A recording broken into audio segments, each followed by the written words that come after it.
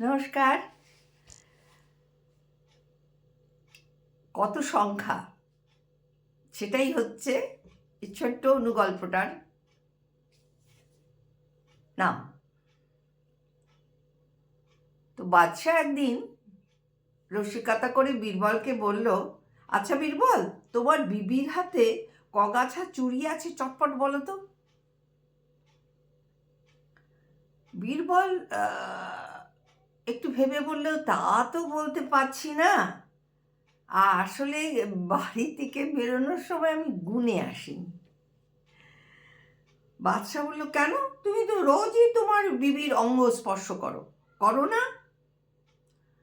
তা বীরবল একটু বিনীতভাবে বলল, তা অবশ্য হুজুর ঠিকই বলেছেন, কিন্তু বলুন তো, আপনার গোফে কত চুল আছে? কেউ কম যায় না। বাদশাহ বললেন, তা আবার বলা যায় নাকি? বীরবল বললেন, কেন হুজুর?